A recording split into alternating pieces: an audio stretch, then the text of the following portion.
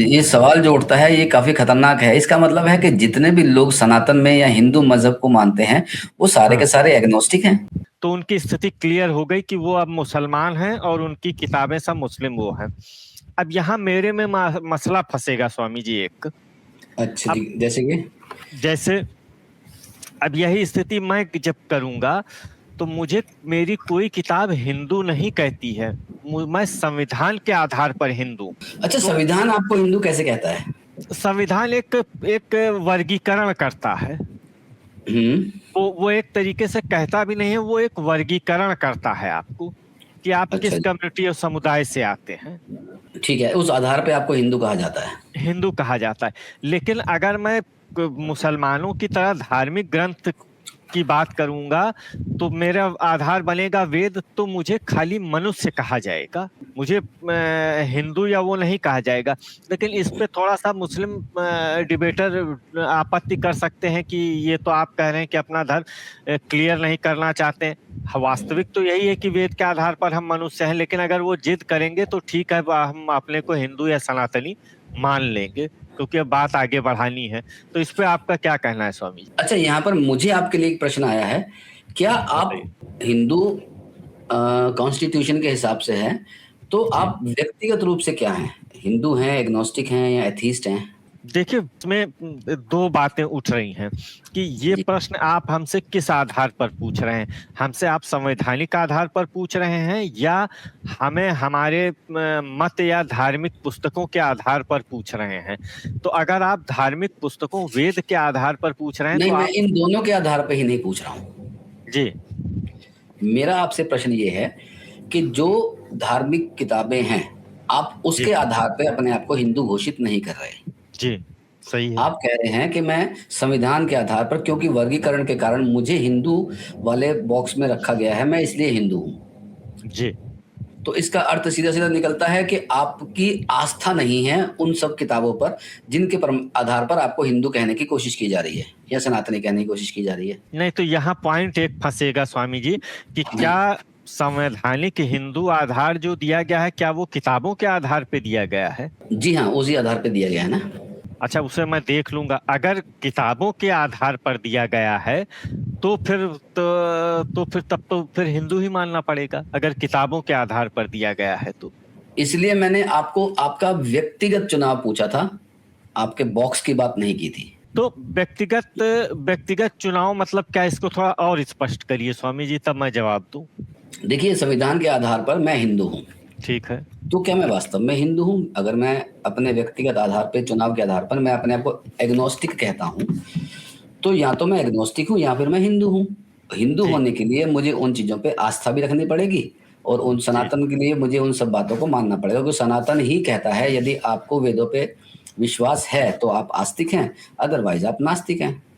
जी, तो अगर मैं आज की डेट पे व्यक्तिगत रूप से मैं एक एग्नोस्टिक हूँ, लेकिन उस बॉक्स में बैठा हूँ इसलिए मैं हिंदू की श्रेणी में आता हूँ। श्रेणी में आने जी। के कारण मैं हिंदू हो जाता हूँ, ये ज़रूरी नहीं है। अब जैसे तो पाकिस्तान में आपके पास हाँ। पासपोर्ट तो वो वाला ही है ना, भले आप एक्स मुस्लिम हैं या जो भी हैं, तो आप मुस्लिम की कैटेगरी में आते हैं ना। अब जी, एक बात और कह देता हूँ इससे आगे मैं, जैसे कि मैंने कई बार पूछा है कि जो आदमी कुरान की एक आयत को नहीं मानता है, इस्लाम के हवाले से, वो इस्लाम से बाहर हो जाता है। सही है। लेकिन वहाँ पर वो जो लोग ये कहते हैं कि नहीं, नहीं, नहीं, वो जो है ना, वो ऐसा हो गया, वैसा हो गया, है मुसलमान ही, क्योंकि गिनती कम ना हो जाए। तो यही बात हमारे उस बॉक्स की बात भी है कि अगर हम एग्नोस्टिक या एथीस्ट बन जाते हैं, तो वो गिनती कम होने का डर होता है वहाँ पर। सही है। तो आप गिनती के आधार पर तो हिंदू हैं, व्यक्तिगत आधार पे मुझे नहीं पता अभी तक।